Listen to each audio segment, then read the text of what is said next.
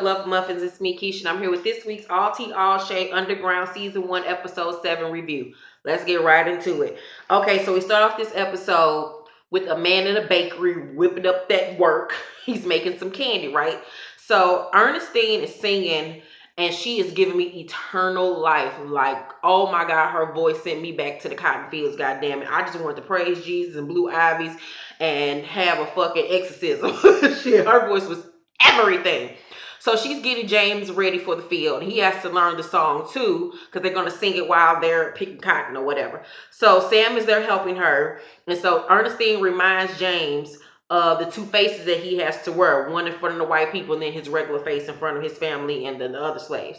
So James says he doesn't have to act different in front of TR, and he's white. And Ernestine says that things are different now, and he'll understand that later on in this episode.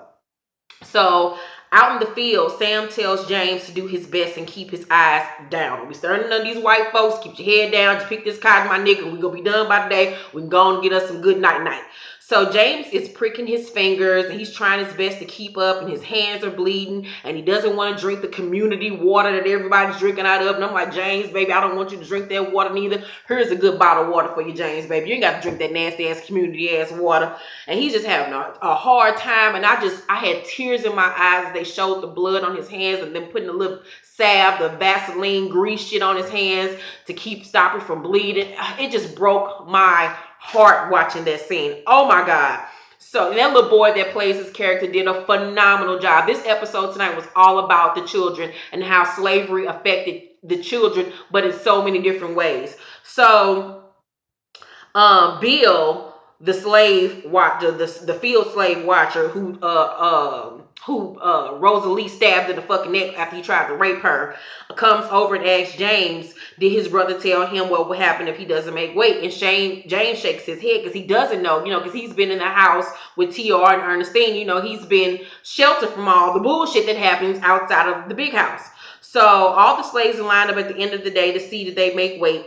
And Sam knows that James did not make weight, so he decides to trade bags with his little brother. So Bill doesn't believe that James made the weight, that he made. He's like, no way on your first day this little boy made over 300 pounds. And so he realized that Sam traded bags with him, but, he was like, whatever, you going to take this beating for him. So TR comes by on his horse with Tom, aka Master, him and James' daddy, and he's waving like, hey, buddy. And James is like, what's up, motherfucker? Shit, I want to get on the horse too, goddammit. So at the end of the night, Ernestine is cleaning Sam's lashes because he took the lashes for his little brother. And Sam is telling Ernestine all about James' first day. He said James doesn't know. Oh no, Ernestine says that James doesn't know he's a slave and that it's her fault. And Sam that says no, it's Master's fault because he treated him, like he was a part of the crew. That's his son. He treated him like, he was part of the family somewhat, and he didn't really get him prepared for what that field life was about to be about. So Sam doesn't understand why Master sent James to the field instead of to the workroom with him because it's what he promised. And Ernestine says it's the reverend's influence and that Master needs the church's vote. So unbeknownst to them, they think that James is asleep, but the whole time James is laying there listening to the whole conversation. So Sam asks his mama to do her little persuasion things that she does, and she's like, nigga, I don't want to fuck this cracker again, but shit, this one baby boy, I might have to bite the bullet. So Ernestine says that, Sam looks just like his father French out in the fields, and, tears comes to her eyes or whatever. And Sam assures her that what happened to his father won't happen to him. So Ernestine says he cannot trade bags with James no more, that he can't keep on letting James be soft. Sam don't want to do it, but he gotta, get some heart, you know what I'm saying? Gotta get get some heart in him. So the next day, James put on his little hat, honey, and he's out there in the fields and he's working his little fingers to the bone. He's drinking the little community water. I mean, he was drinking the fuck out that water like it was some Aquafina. And I was just like, oh God, come on, little baby, come on and do it. And I'm just holding back the tears as I'm watching it because it was just so powerful. That scene was so powerful. So at the end of the day, James stands in line. He's confident that he made weight. So the weight comes back at 315, and Bill is once again shocked by this shit. He tells him, okay, little motherfucker, so every day now your weight gonna have to be 315 or you getting some lashes. So James at the end of the night brings Sam some food, and says that mama said that she was proud of him for making weight, but that she seemed sad about it. And he was like, I thought, she didn't want me to be soft. He's confused by this. And Sam realizes that James was listening to their whole entire conversation.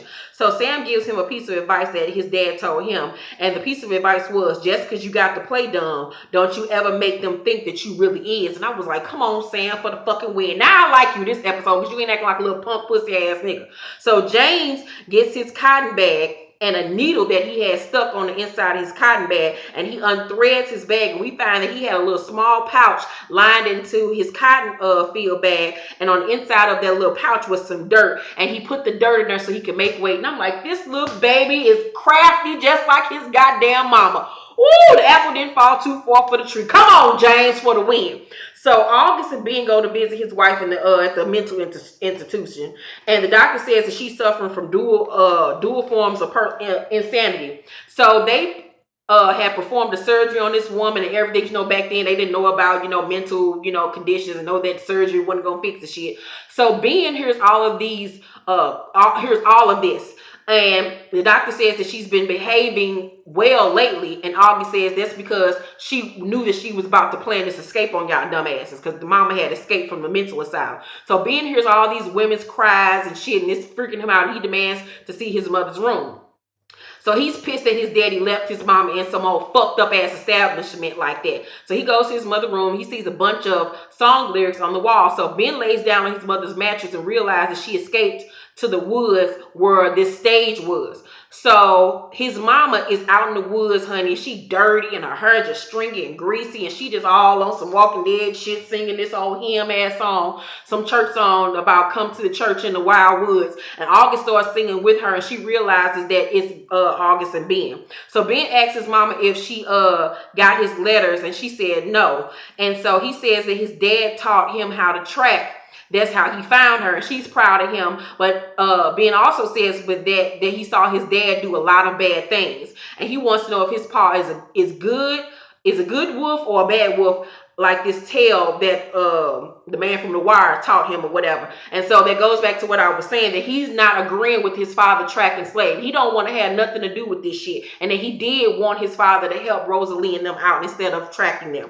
So Boo is running in the woods by herself, and she stops to get some rest. And Mitzi is walking by the river, and she finds Boo by herself in the bushes. And so she tells her not to be afraid of her. But Boo like, bitch, I've been around white folks a little long enough in my life not to know to trust your crack ass just because you say trust me. So Missy hears someone on a horse, and she tells Boo to be quiet. And so a slave catcher asks her if she's seen a little nigger gal running around in the area. She says no. So then Boo realizes that, oh, I can trust this bitch. So Missy takes her back to the house, and she tries to give Boo a bath and some food. And Boo is looking into the tub water, and she has a flashback to her daddy being shot by a bow and arrow that was set on flames. And so she freaks out, and Mitzi comforts her, and so she bathes her outside of the water, and she gave her a whole bath basically. So at the end of the night, she puts Boo to bed, and remember, Mitzi has fertility problems, so that's why she really connects to Boo, because she wants a child really badly. So she promises Boo that she'll keep her safe, and Boo tells her her real name, and they introduce themselves to each other. And as she's falling asleep, Boo reminisces about how her father was shot, and we realize that, like I said, he was shot in the back by 2 bow and arrows. And so she watched the whole thing go down. So the next day, Missy is doing Boo's hair, and she finds out that Boo's master is none other than Tom, which is her brother-in-law. So Boo tells her that her mom and dad are both dead, and that God didn't help them. And I was like, Jesus be a fucking fence. Jesus Christ, that just tore my heart out.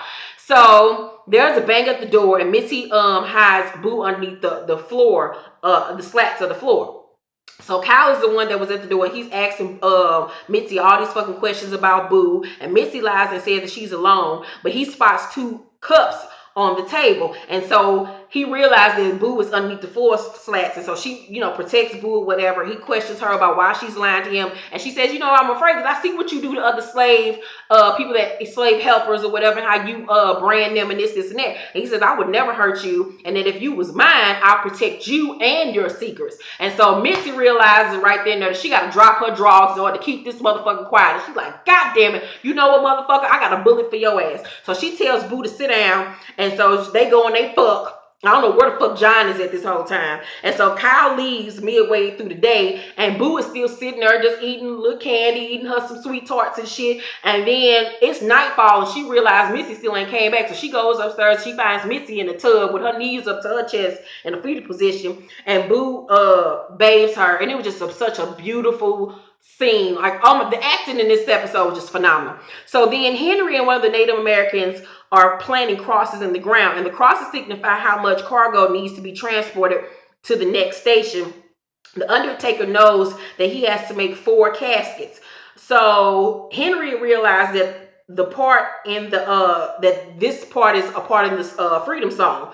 So the Native American tells him that they'll be back in a few days, and that when they come back, the undertaker will have moved the crosses to let them know that he's ready for more cargo. So the Native American teaches Henry how to conceal his steps.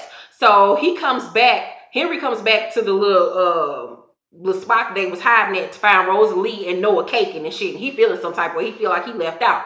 So next day he helps a Native American stock gunpowder, and he's informed that they're building a tunnel, which I guess is the Underground Railroad. I don't know, but that's what I'm guessing. So Henry catches Cato with something that he don't need to be having. I don't know what. I rewinded it several times to find out what the fuck he was trying to conceal, but I couldn't figure out what it was. So Cato says that since Noah dropped him for Rosalie, then now Henry want to be his friend, and that he looked pitiful because he ain't Noah's favorite no more. I'm like, Cato always throwing some motherfucking light-skinned ass shades. Shut up, Cato. So that night, Henry checks the crosses, goes back and checks the crosses, even though he wasn't supposed to, being nosy and shit, being Dora the Explorer and shit. And he sees that Undertaker will be ready for them the next day. So he informs Noah of this, who has been waiting for him. And Noah wants him to basically, he was like, I would have went with you if you would have told me, but since you back, I want to give you a tattoo since you said you want to have a tattoo like me. And so Henry feeling all special again and shit. And so Noah feels that they should think of a last name because last names are very important. And Henry comes up with the last name Hampton. He's like, I'm going to call myself Henry Hampton. He was like, no, we're going to call both of ourselves Hampton. And so he realized that, he's really there for me despite Rosalie and him, lusting all over each other. And so he's very, nostalgic. So Henry and Rosalie make friends, and then out of nowhere, my nigga, Henry gets shot in the motherfucking shoulder, and I'm jumping. I'm like, what the fuck is happening?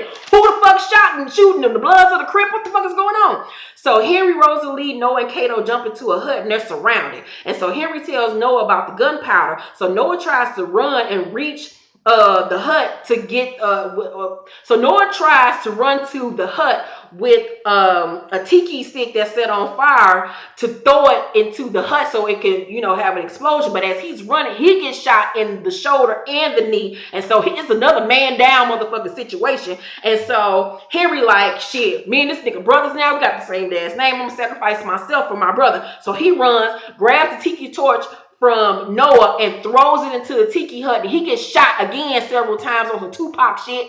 And then the whole fucking hut blasts off into a fucking explosion, and Noah's like, Henry! And Henry motherfucking died, my nigga. That's what I'm assuming, that the nigga died. And I was like, God damn, another motherfucking black person on this show is dead. So then TR is running around the big house being all white and carefree. This nigga ain't got a car in the world. So he asks Ernestine if James is coming back to the big house. And Steen gives him some candy to shut the fuck up because she got to get this meal out before Master and Miss Susanna get on her motherfucking head. So as TR is skipping around the house and shit, he run into the Reverend. And the Reverend tell him he too old to be playing with toys shit. If you want to be on a horse, I'm going to take your ass outside and get on the real horse. So as they outside, Master's eating his lunch and shit, and Ernestine is out there feeding them. And TR sees a horse being whipped and asks why, because, they're hurting the horse. And the Reverend explains that it's to keep him in line and productive to their needs. Basically the same thing that they do to slaves. So TR says that the horse doesn't like it, and Reverend says that the horse is a female, and that the horse will teach its foal to stay in line and do the same thing, and that when you're young enough, you can get it to do anything. And so TR was like, okay, he's starting to realize what the fuck is going on and what his daddy do for a living. So TR sees James again and happily waves over to his little brother, his friend brother that he don't know is his brother. So Master shows him the cotton fields and says, one day this will all be yours, and that James and Ernestine will all be your property as well. And James, we see Sam is hauled off by the field watchers because once again his bag has come up short because he's protecting his brother. So back in Master's office, Sam stops by as Master's having a whole conversation with TR about him basically being the heir to this whole slave shit. So Master tells him that he can speak freely in front of TR. So Sam brings up the desk he made for Master and how he got paid for it. He brings out a jar with all of his savings, which adds up to about $100, and asks for freedom. And TR sees his back bleeding through his shirt. Master says he's worth 5 jars, not just one of those. And Sam's like, bro, this ain't for me, this is for my little brother. Master don't want to have this conversation in front of TR, but he lets it be known that he can't let one of his prize niggas go. And I'm like, fuck you, Tom. So TR is fucked up by this whole news. He realized my daddy is a fucking slave wrangler. You know what I'm saying? So Sam says he can hire him out in the city and he'll take care of Sam. And so Bill, hold up. Oh, Sam also tells Master that Bill wants to get at James at any cost because of what Rosalie did to him. So Sam is pissed off because Master don't want to listen to him and he's not going to grant James his freedom. So he takes his money back and he leaves like, you know what, I'm done with this shit. I'm tired of being a good slave. So TR is riding around at night on his horse and he sees Sam's running. So he then goes into James' room or whatever and tells him that, Dad said I can't see you anymore, but he says that one day he'll be in charge, he'll make things different and better because he can do what he wants. And so he says, we always promise each other and we share with each other. So he tries to give James half his candy and James is like, no, I'm good, I don't want your candy. He goes back to doing his chores or whatever, but he crying. And so TR feeling some type of way because of white privilege, how dare you tell me no? So he runs into his daddy's office with his little bitch ass and tells his daddy that he saw Sam running. I was like, fuck you, you little cracker. I knew your ass went up to no damn good. And that was the end of the episode. And I give this episode a fucking A+ because it was every fucking thing. But I'm going to tell you one thing, Misha Green, the writer and director and producer of this show, and John Legend, if I see one more black person on this damn show die, and now one of these crackers done died, I'm going to have a goddamn problem. Zeke died. Henry died, Preacher died, Pearlie Mae died, and now, I think that's it. Bet not now more African American down this show, and not now one of these goddamn white privileged ass people on this damn show die. I need to see some white blood on the pavement, or it's gonna be trouble. I'm gonna have a petition put out on this goddamn show. I'm tired of seeing all the black people get killed off every goddamn week. Somebody got to die. Shit, TR can go. We don't need him. Let that little motherfucker go. Kill Miss Susanna New Baby. Shit. Kill Bill. Shit, Bill survived. He got shanked in the goddamn neck, but he still survived. Come on now. Some of these white people got to die now. Shit, I'm getting sick of this bullshit. But other than that, I give this show an A+. It reels me in every fucking episode. The writing is phenomenal. The acting is phenomenal. The wardrobe is phenomenal. The set choices is phenomenal. The screenwriting is phenomenal. Everything is on point. The cinematography. Oh my God. Let me know what you think of tonight's episode. It really had me in my feelings. Especially the first 30 minutes had me really in my feelings. Especially seeing how slavery affects the children, how it affects them in good ways and in bad ways. And we saw how it affects all of the kids and how hate is taught from a young age. Fear is taught at a young age. Hope is taught at a young age. Oh my God. This show is just fucking phenomenal. Please make sure to give this video a thumbs up. If you're new to my channel, please subscribe, and I thank you for watching this episode. I love you so much.